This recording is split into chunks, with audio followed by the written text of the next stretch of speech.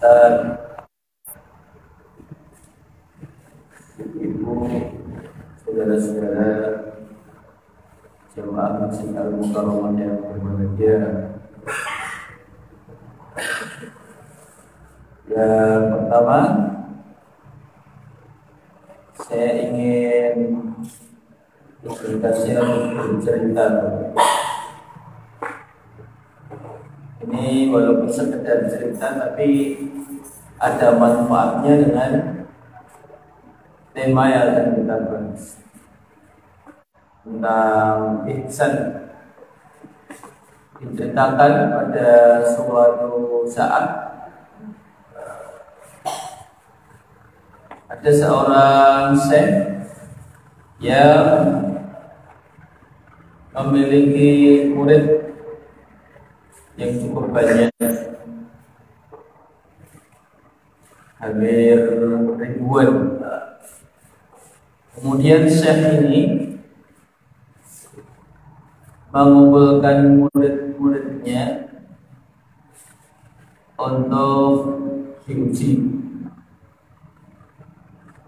Ujiannya sebenarnya cukup mudah. Para muridnya itu disuruh membawa pisau dan membawa burung dara. Kemudian sang gurunya atau syekhnya itu memerintahkan kepada murid-muridnya, wahai para muridku, ujiannya kali ini adalah kalian nanti silahkan menyembelih burung dara, menyembelih burung dara yang ketika tidak terlihat atau tempat yang sepi, yang tidak terlihat oleh siapa-siapa. Ada yang pergi ke gunung, di sana kan sepi, nah aman ini, disembelihlah burung dara. Ada ke sebuah lembah sepi dan akhirnya disembelih pula burung daranya. Ada juga yang pergi ke tengah hutan agar tidak terlihat oleh siapa-siapa dan disembelihlah burung dara itu. Sehingga banyak murid yang bersuka cita, ujiannya gampang temen dari wong rumah. Nyong lulus lah. Setelah itu berkumpullah semua muridnya. Di antara sekian banyak, di antara ribuan murid itu ada satu yang dia menangis. Ketika ditanya, mengapa kau menangis? Wahai saya tidak menemukan satu tempat pun yang tidak terlihat oleh siapa-siapa. Lah yang lain bisa kok, kamu nggak bisa. Ya betul wahai saya, karena dimanapun saya bersembunyi, Allah selalu melihat saya. Dari ribuan muridnya yang lulus hanya satu, yang lulus hanya satu orang yang dia menangis karena nggak menjumpai tempat yang tidak terlihat oleh siapa-siapa. Ini yang disebut dengan ihsan. Disebut dengan ihsan. Baik, saya lanjut pada halaman 11. Oh, yang poin 4 belum dibahas ya. Antara Islam dan iman kita bahas sebentar.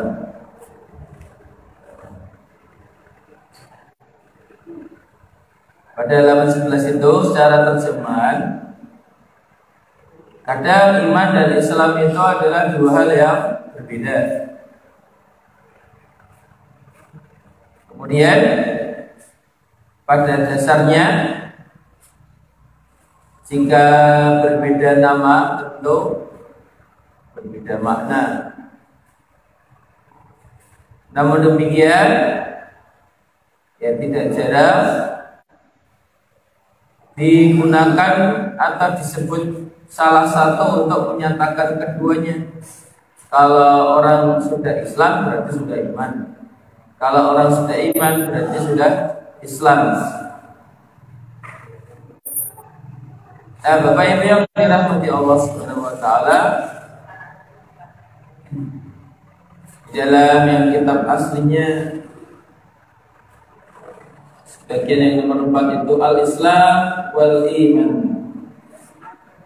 Wa mimma, dan dari apa-apa taqaddama yang telah dijelaskan di awal, ta'lamu,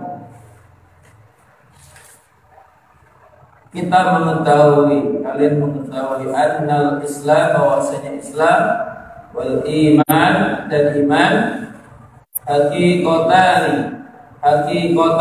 adalah dua hakikat yang mutabayinatani, dua perkara, dua hakikat yang sama lughatan wa syar'an, baik secara bahasa maupun secara istilah syariat. Wa hadza huwal aslu fil asma'il mukhtalifah, dan juga terkadang diartikan secara berbeda atau terpisah, seperti saat sahabat Sa'ad bin Abi Waqqas pada sebuah majlis ketika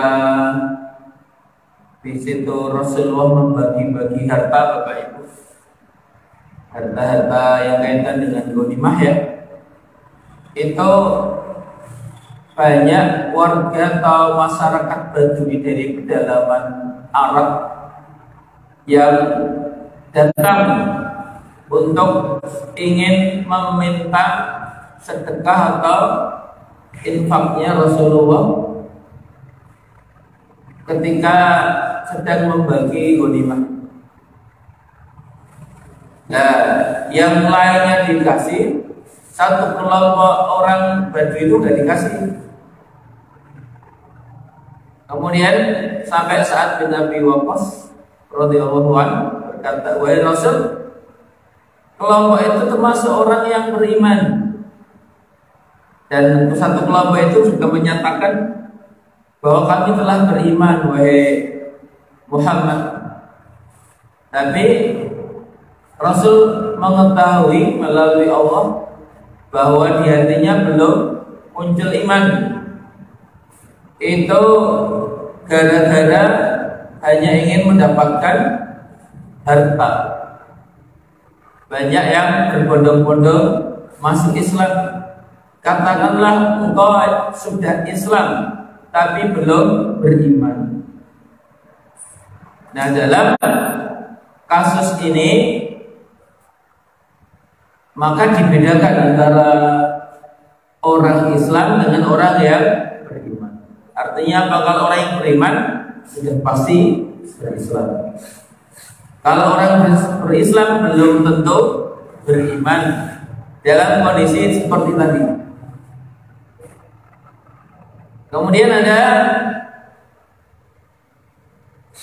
kadang disebut sama. Jadi kalau orang sudah disebut orang Islam, maka otomatis dia beriman. Atau berlaku sebaliknya, kalau dia orang yang beriman, pasti sudah berislam. Berdasarkan pendapat ulama, Bapak Ibu, yang disebut orang Islam itu pertama kan syahadat pertama, Bapak Ibu. Yang kedua, menegakkan sholat. Ini dua poin utama. Dua poin utama bahwa orang itu disebut Islam. Walaupun rukun Islam ada 5 ya Bapak Ibu ya. Tapi orang sudah digolongkan Islam kalau sudah memenuhi 2 ini, syahadat, sholat.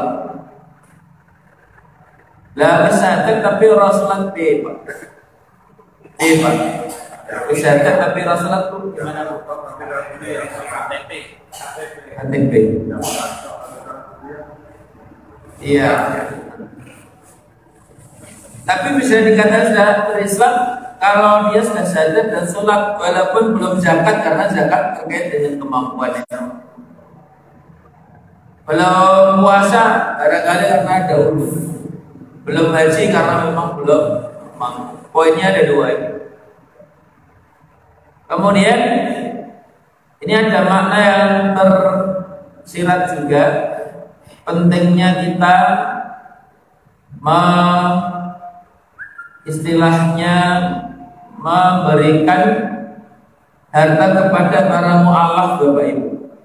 Karena mu'alaf itu hanya berislam tapi belum beriman. Maka penting untuk memperhatikan para mu'alaf. Kalau di sekitar Masjid Al-Mukarramah ada mu'alaf ya, ini untuk takbir terutama, tolong itu termasuk yang dimasukkan dalam bagian yang menerima zakat ya Mas ya. Ada yang mu'alaf nggak ini Pak? Belum.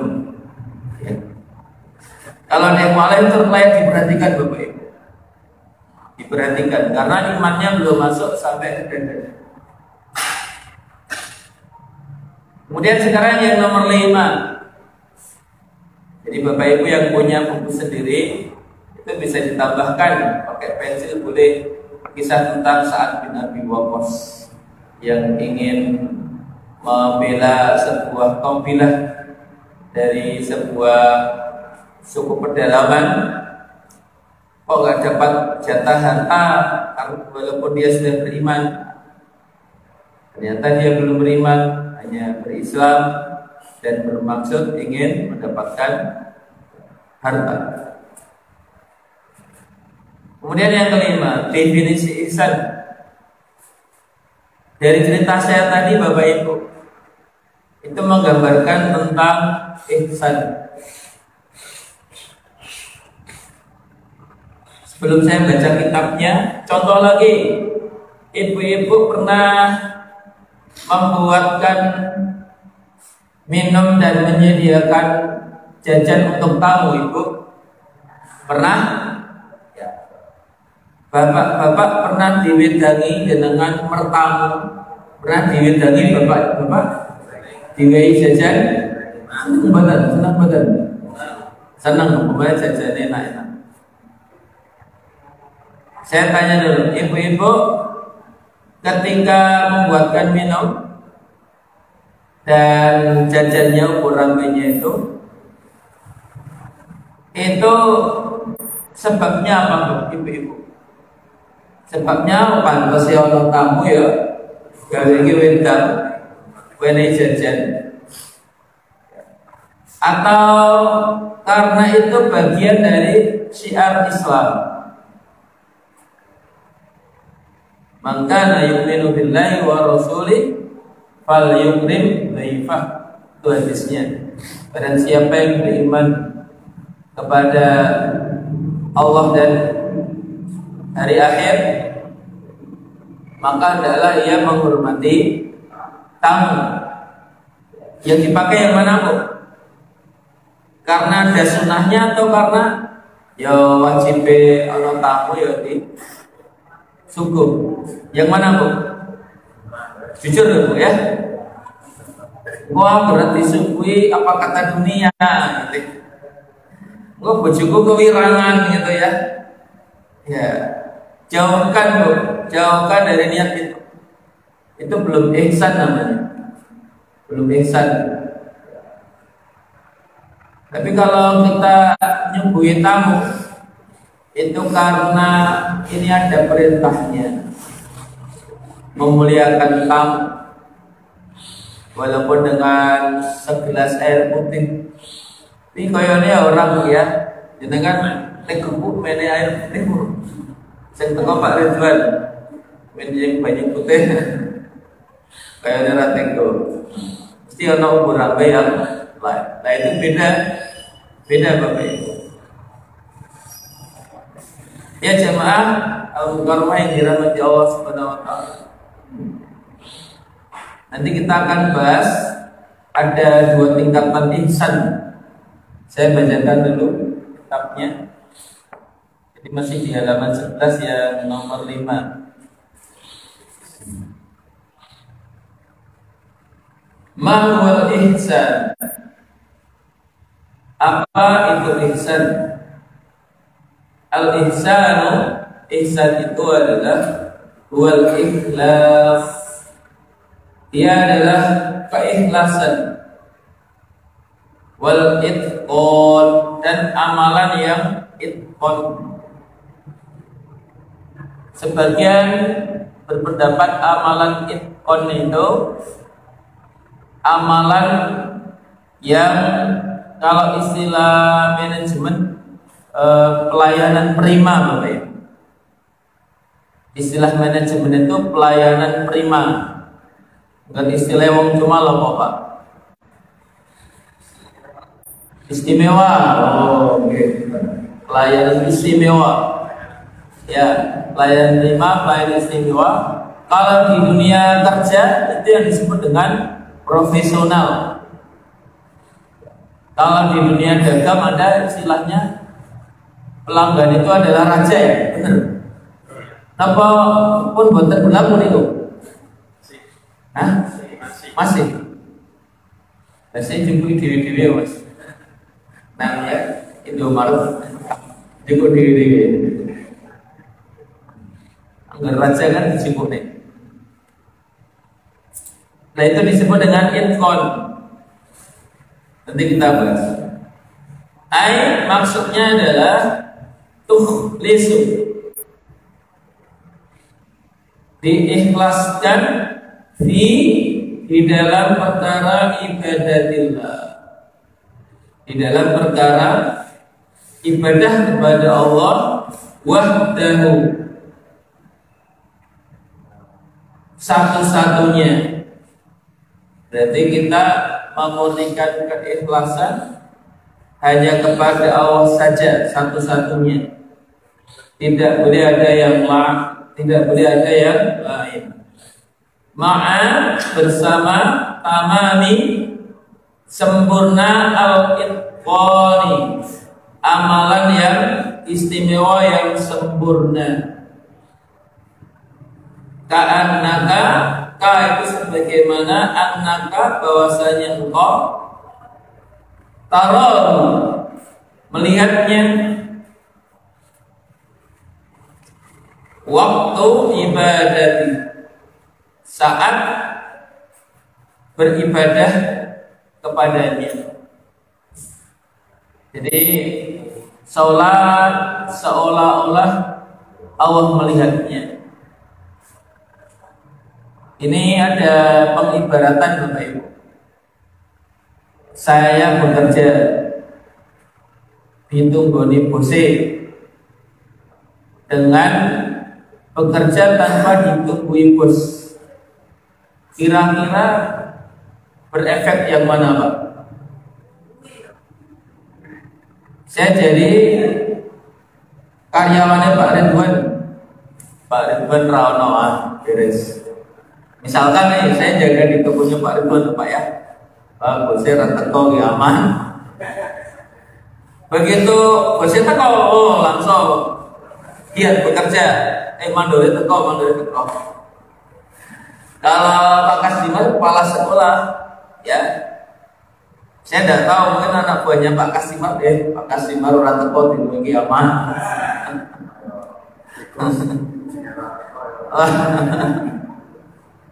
Begitu datang kakek hawanya agak senang gitu. Aduh, akhirnya pekerjaannya ini yang kalau ditunggui lain. Kalau di tukang bangunan seperti itu enggak Pak? Ada. Harus ditunggui Pak ya. Kalau nggak ditunggui Pak gimana? Berarti nah itu yang disebut dengan ihsan level pertama. Saya tambahkan Bapak Ibu di catatan sendiri. Yang ihsan ketika beribadah kepada Allah itu disebut dengan musyahadah. Musyahadah.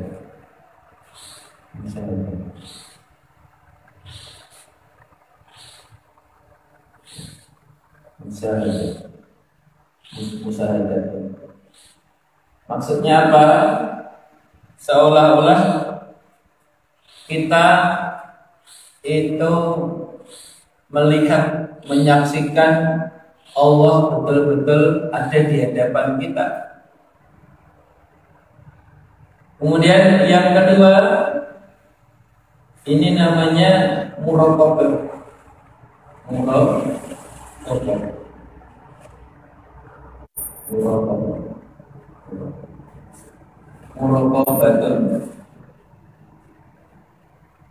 Ada dua tingkatan ihsan kepada Allah. Satu yang pertama adalah musyahadah, pakai sin ya. Musyahadah. Yang kedua muraqabah.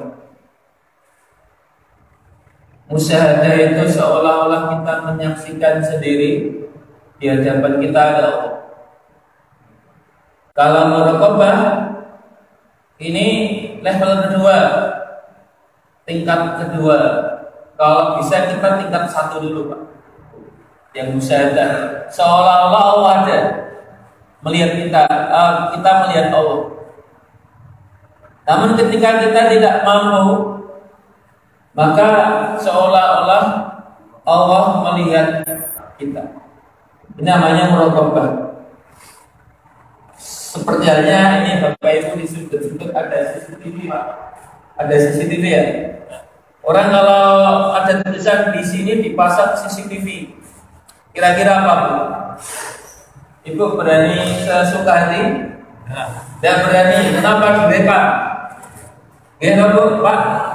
Itu disebut dengan muraqabah. Selalu merasa diawasi. Tapi itu adalah tingkat atau level kedua. Kita berusaha agar level kita ketika ibadah itu level yang musyahadah, seolah-olah kita menyaksikan,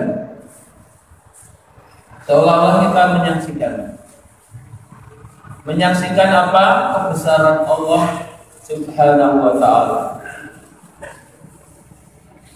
Ini yang musyahadah ini.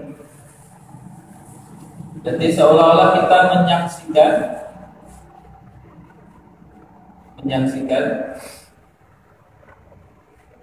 kebesaran Allah Ta'ala. Ini dibutuhkan ilmu alat namanya ma'rifat.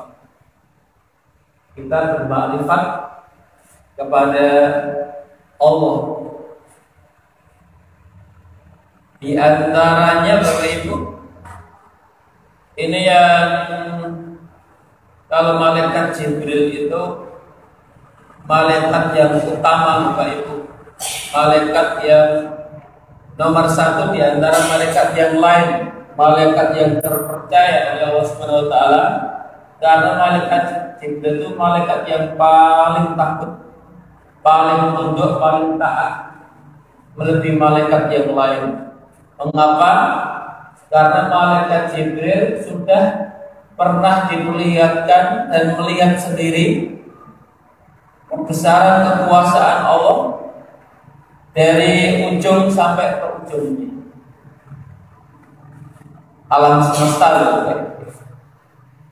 Sementara kita manusia baru mungkin Bapak Ibu ya, baru bisa menjelajah dari ujung timur ujung barat pun itu juga tidak jauh-jauh amat. Bapak Ibu pergi ke barat paling jauh kemana? Selain Mekah ada lagi baratnya Mekah apa Pak?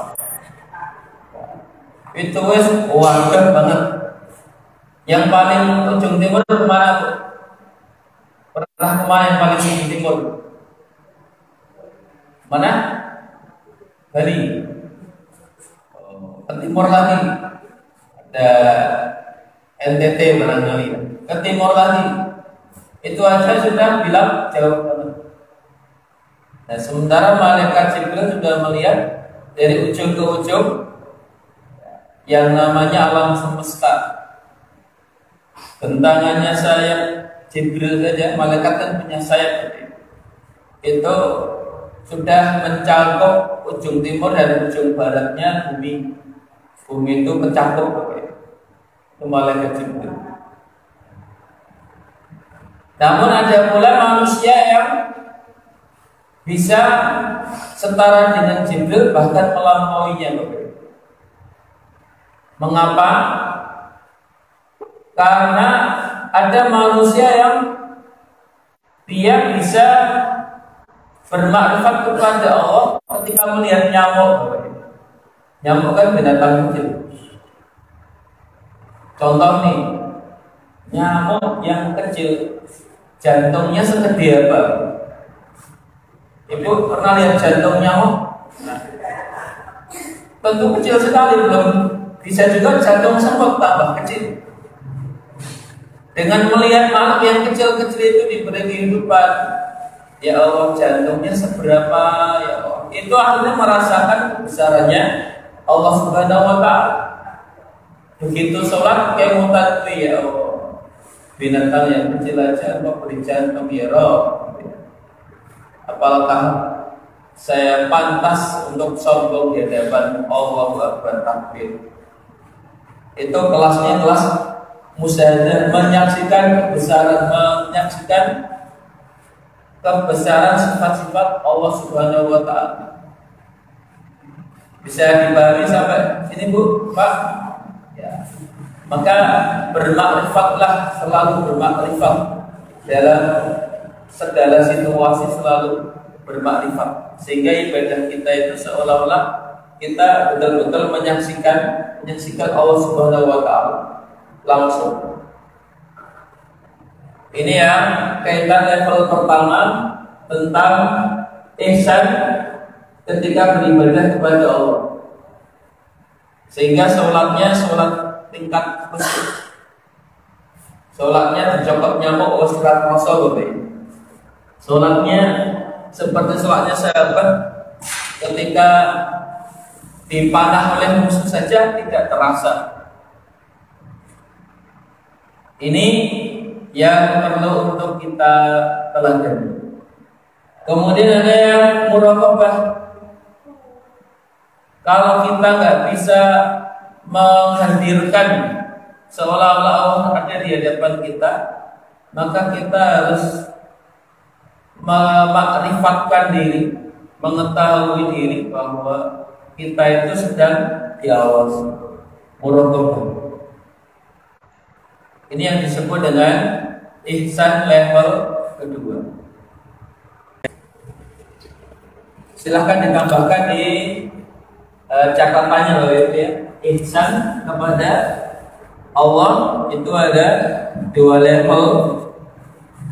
Yang pertama seperti di kitab ini disebutkan ka'annaka tarahu, seolah-olah engkau melihatnya, menyaksikannya, bermusyahadah. Fa illam taqdir ala dzalik, maka jika lam tidak takdir mampu ala dzalik atas hal yang demikian, fatadkur, maka ingatlah annallaha, bahwasanya Allah yushahiduka, Allah menatapmu, Allah melihatmu, wa yara minka, dan melihat darimu, kulla, pada setiap atau setiap segala sesuatu, sagirin yang kecil, wa kabirin maupun yang besar.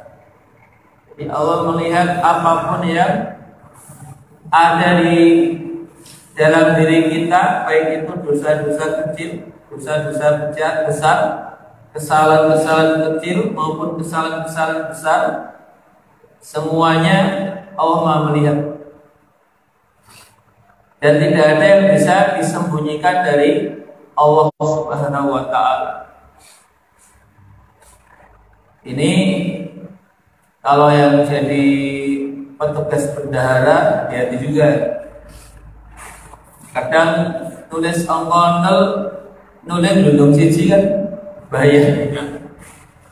1 juta laporannya, kadang nulis dudung loro kira Pak, atau memarkup harga, dikira Allah tidak tahu ini harganya paling misalkan semen kira Pak 60.000, laporannya Pandore apa nih bose swidak loro apa swidak 5.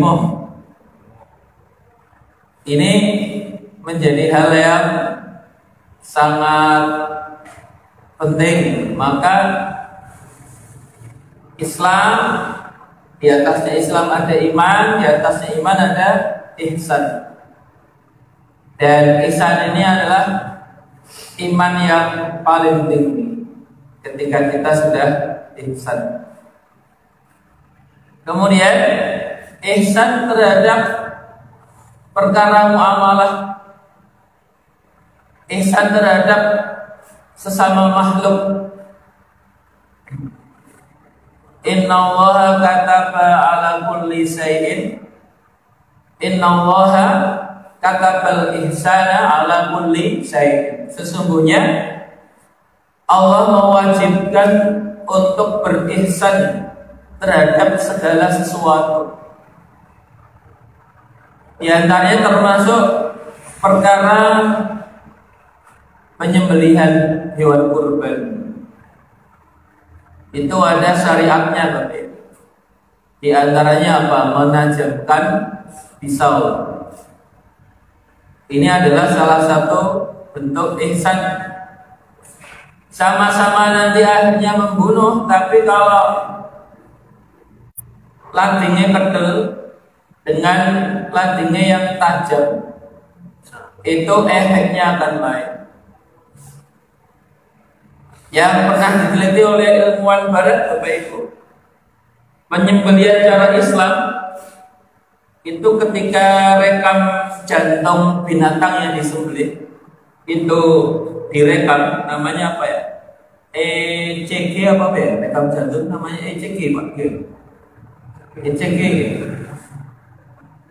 Jadi pertama dokter melihat ECG binatang kalau tidur.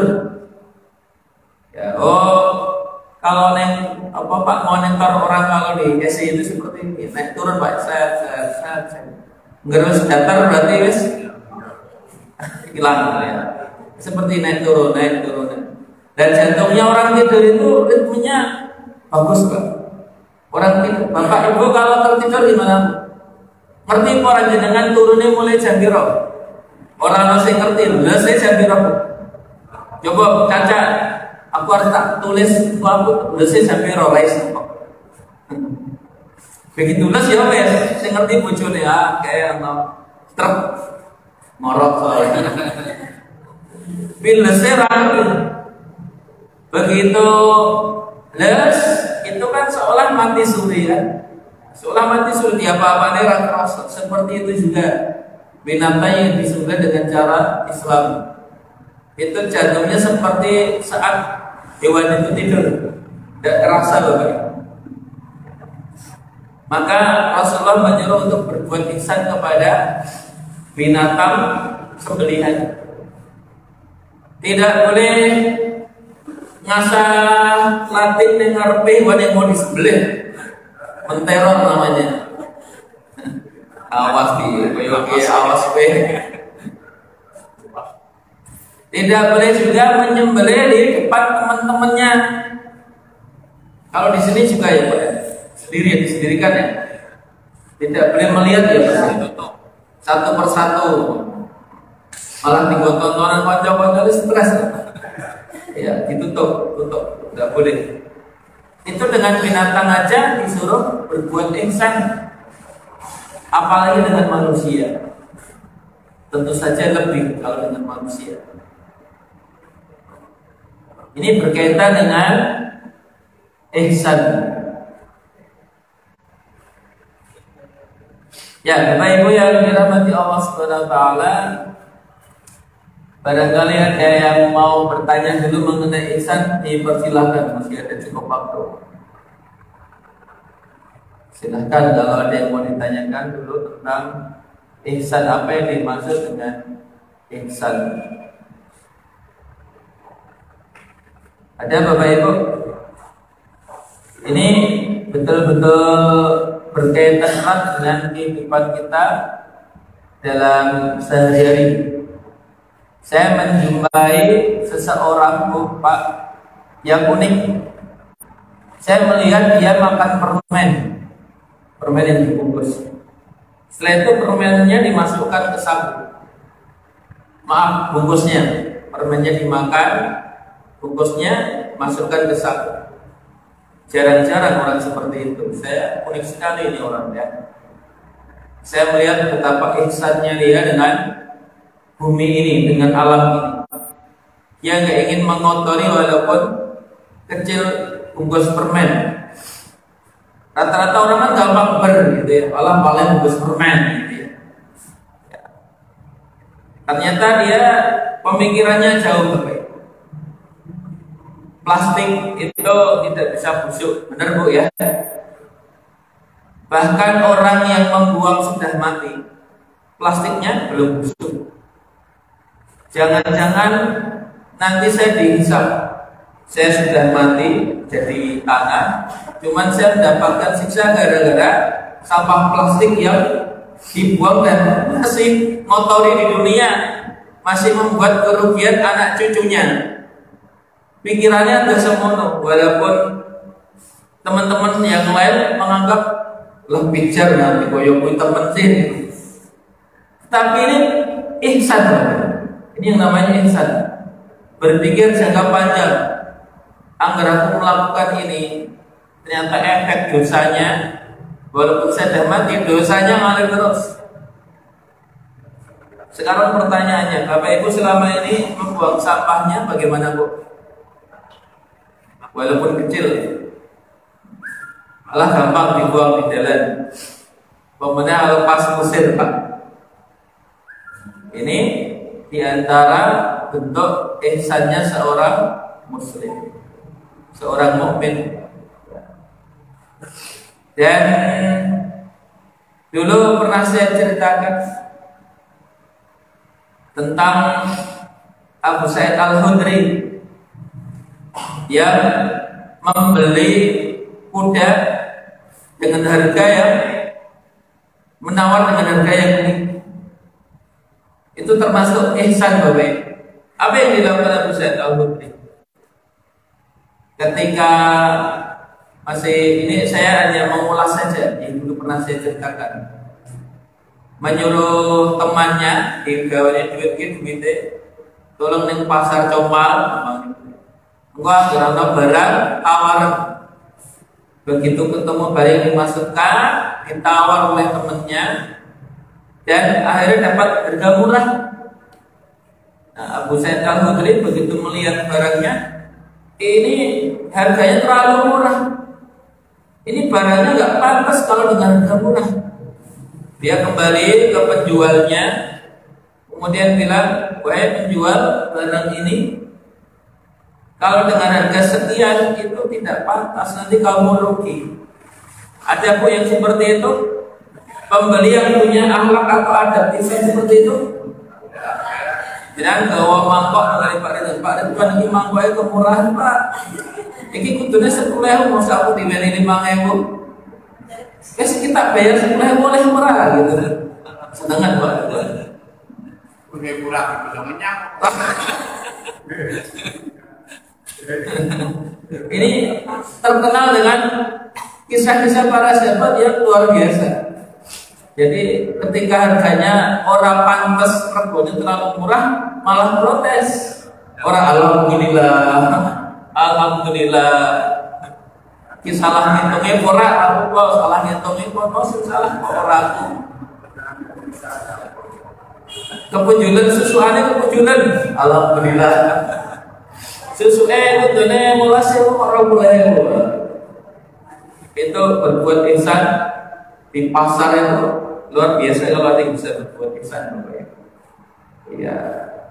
Kadang mohon maaf ada bakul sing mencampur barang kualitas satu dengan barang kualitas yang beberapa dicampur gitu.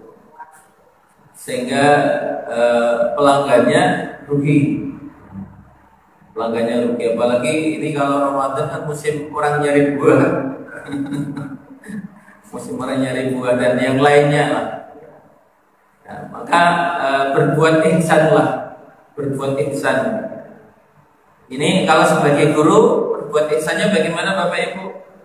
Ono kepala sekolah ataupun tidak ngaruh. Saya bekerjanya karena Allah bukan karena kepala sekolah. Kalau sebagai tukang ono mandore kalau orang ngaruh. Saya bekerja ini karena Allah, saya bukan karena mandor. Nah gitu. Ya baik, itu mungkin untuk kajian kita sedikit-sedikit Bapak Ibu ya, tidak langsung banyak. Barusan halaman 11 yang nomor 5 definisi ihsan. Al-haqqu min rabbikum wa la takunanna minal mumtarin.